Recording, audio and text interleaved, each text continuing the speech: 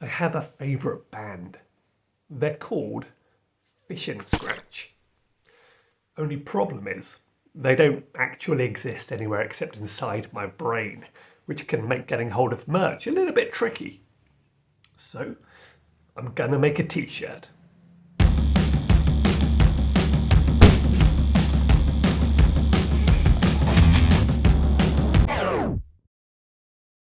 I always try to start with some thumbnail poses before I really get into drawing the character, just to kind of figure out what kind of energy I want them to have.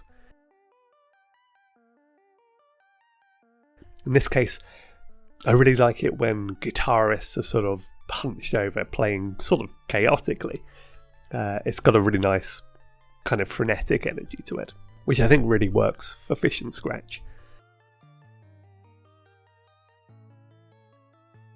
So what do I mean this band doesn't exist anywhere but inside my brain?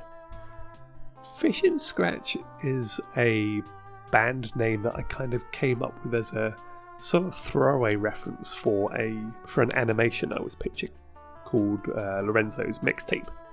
I even put a poster for the band on a really simple image of the central character's bedroom. As you can see, I also came up with other band names, and not quite as good as Fishinscratch, but Fishinscratch stuck with me. There's this band that exists. In my head, Fishinscratch is this band of kind of eldritch creatures. Not quite, exactly. They wouldn't be exactly recognisable as like fish people or whatever, but they're just sort of weird humanoid, but largely sort of amphibian kind of guys. Well, I had this sort of idea of what Fishinscratch was in my head. I didn't entirely have a solid impression of what each member looked like, so I was kind of trying to figure it out here. Maybe they had sort of a diving helmet sort of thing going on. Maybe they were this sort of pod creature. But in the end, I wanted them to really have some kind of recognisable, almost kind of marine life element to them. And this isn't the first member of Fishinscratch that I've drawn. I've drawn the bassist for Fishinscratch as a person who has taken possession of the helm of Architeuthis for an entirely different project that I've been working on.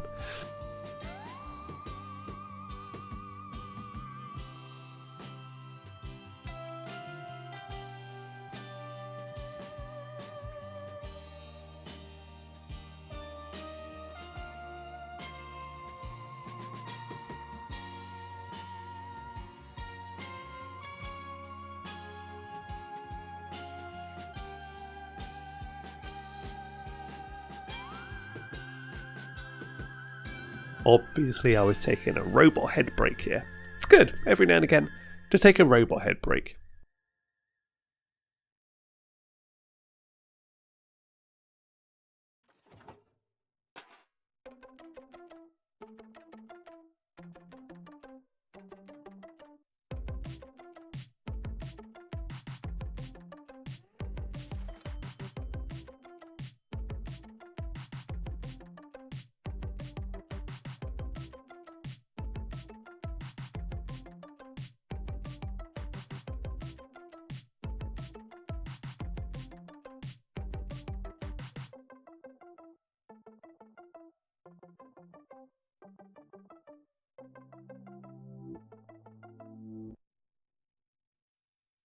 I was relatively certain that I wanted this character to have some kind of mohawk type hair, sort of Liberty Spike thing going on, but for it to not be actual hair, but maybe some kind of sea life, or maybe some kind of seaweed or other kind of marine accoutrement.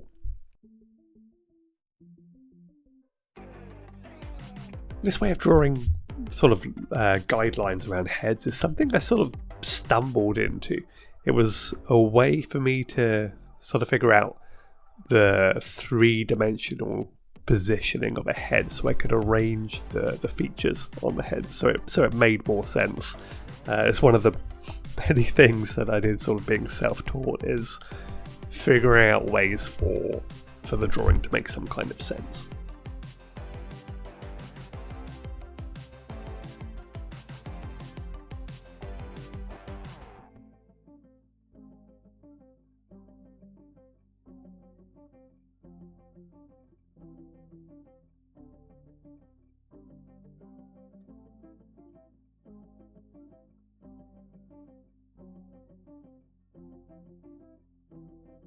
At this point I sort of figured out that I wanted the guitarist to have a beak kind of mouth situation. I didn't want it to have a sort of usual fish lips mouth or sort of razor teeth or anything, but a weird sort of almost something between a squid beak and fish lips. That kind of helps it be a little ambiguous as to exactly what kind of creature this is, while also leaning into that kind of marine life eldritch creature situation. Now, clothes are incredibly important, and I was pretty certain from the outset that this character was going to have a tie. I really like drawing ties. I really like wearing ties. But the kind of idea of having cut-off sleeves really stuck with me as well. It's a good sort of punk look. This is something that happens as I go along. I sort of refine as I go. It starts out really, really scrappy and really vague, sort of sloppy drawings, and each sort of step along the way, as I become more sure, the drawing becomes more refined. And I find that I'm iterating over and over and over again, even up until the end piece.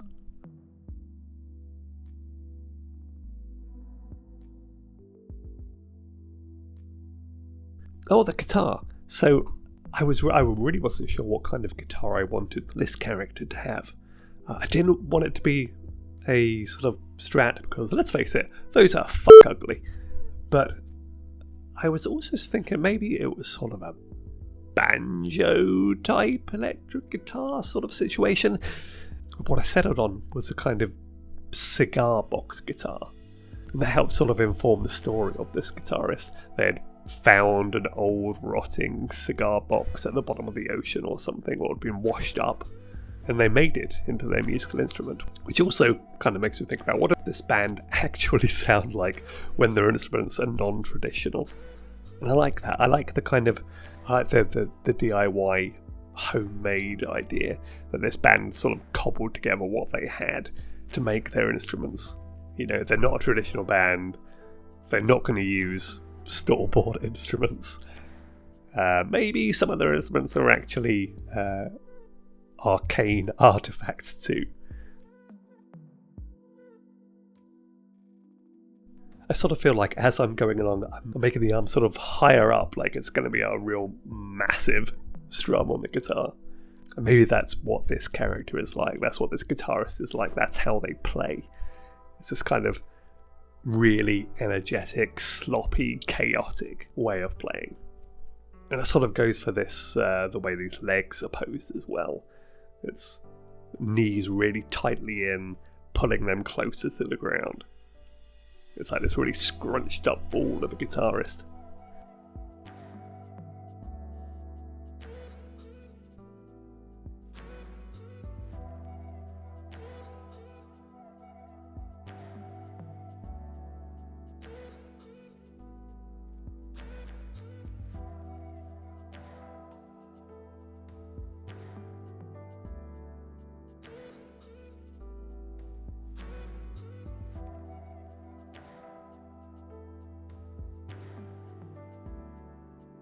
And the hair again, the more and more I work on it, the more I'm thinking it needs to be some kind of almost organic part of them that isn't hair, but sort of gelatinous, flabby thing.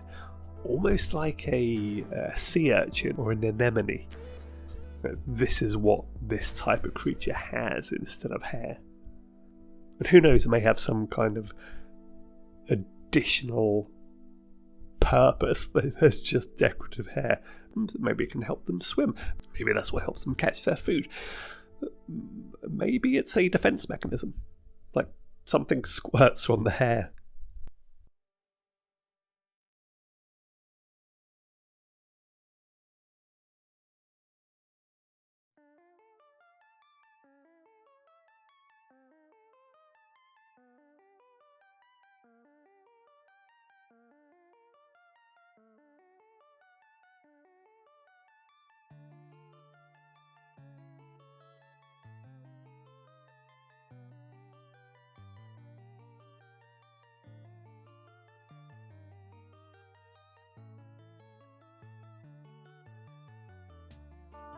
with any kind of object or character, this is sort of my preference for drawing. Nothing is intact, nothing, no objects or clothes someone has is new, they're always damaged in some way. For me, that helps it feel lived in.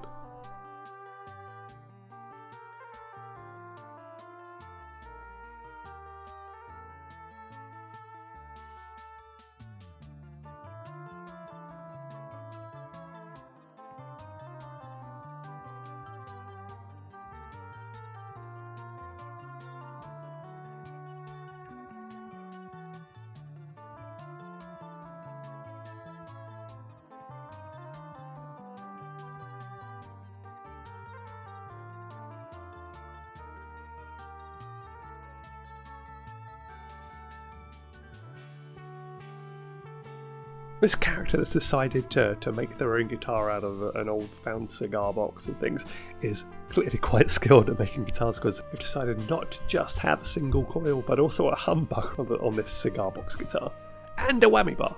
They know what they're doing, they know what they want out of their stupid homemade guitar, obviously because they're the best band in the world.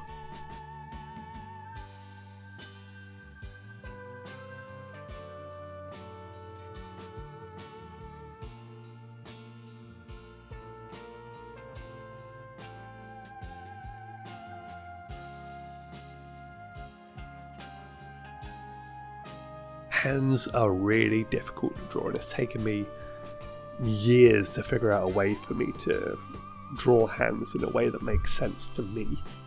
There was a long time where I would sort of avoid drawing hands.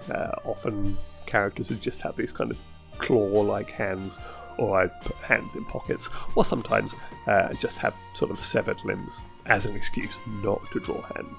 But I've figured out some ways where it works for me, and in this case, webbed hands for this eldritch guitarist is definitely the way to go.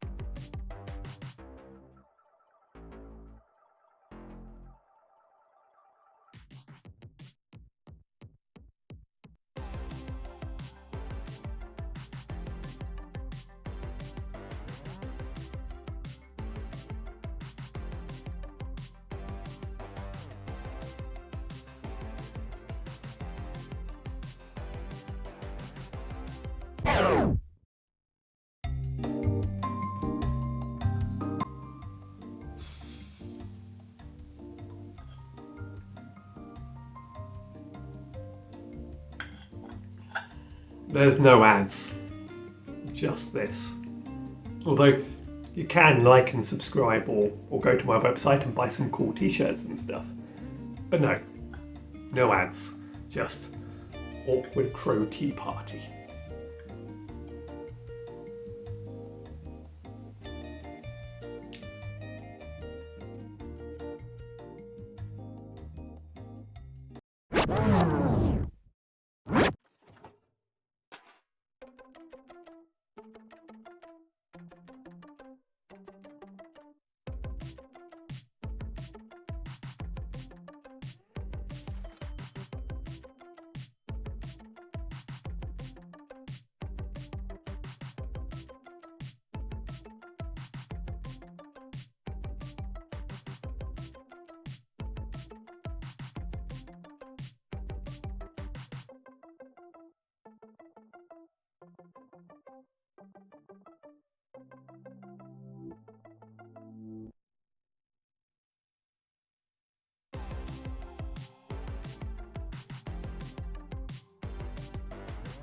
there are barnacles on their skin, because of course there are going to be barnacles on their skin. In fact, whenever I draw any kind of sea beast or creature or object that's anywhere near the sea, it always has barnacles.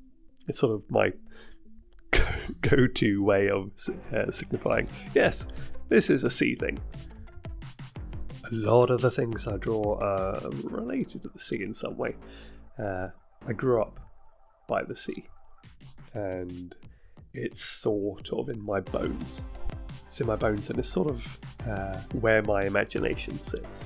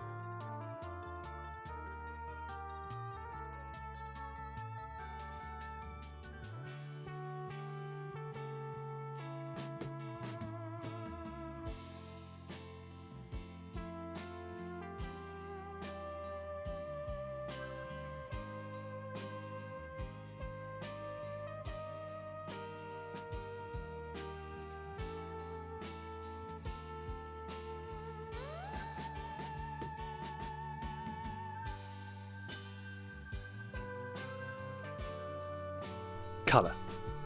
So, as usual, I really want this to pop, especially on a t-shirt. So I've gone with really sort of acidy colours. It has absolutely nothing to do with the fact that I love those kinds of colours.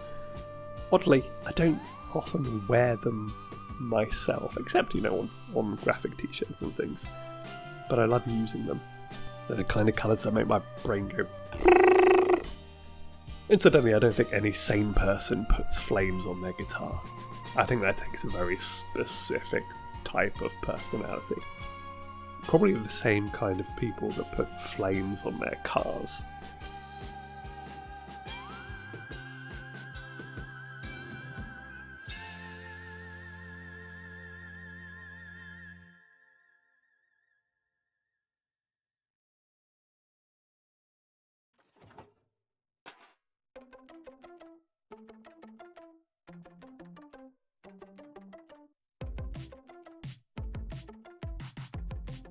This character definitely has tattoos of some kind.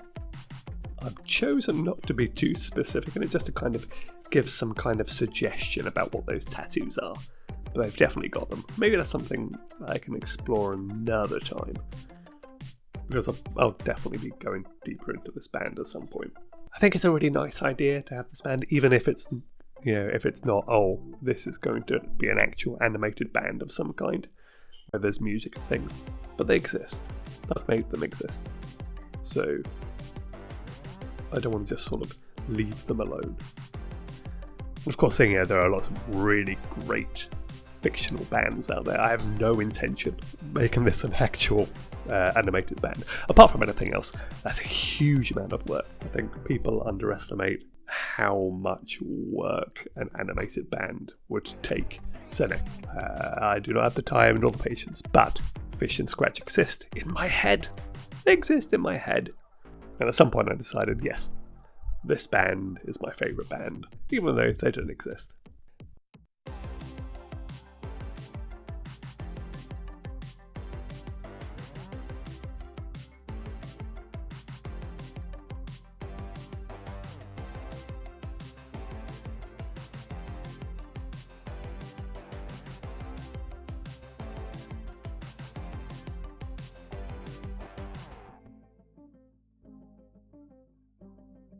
I have thought previously, what do Fishinscratch actually sound like?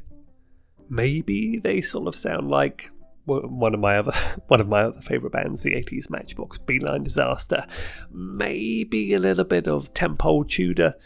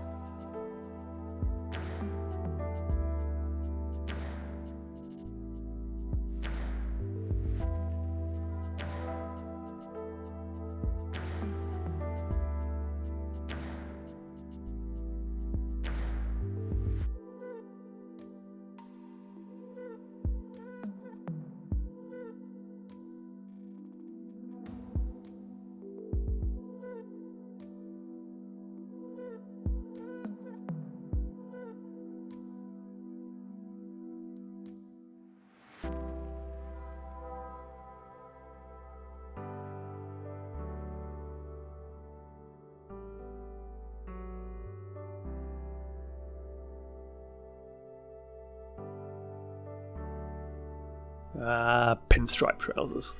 This means they're all business.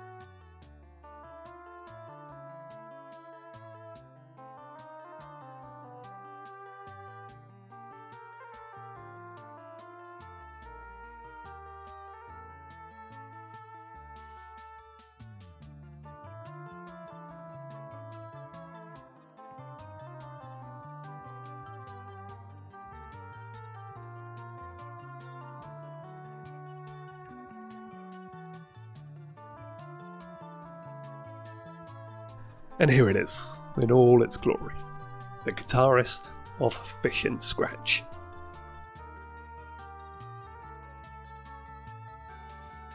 And of course, here are the t-shirts, which you can now get at my store.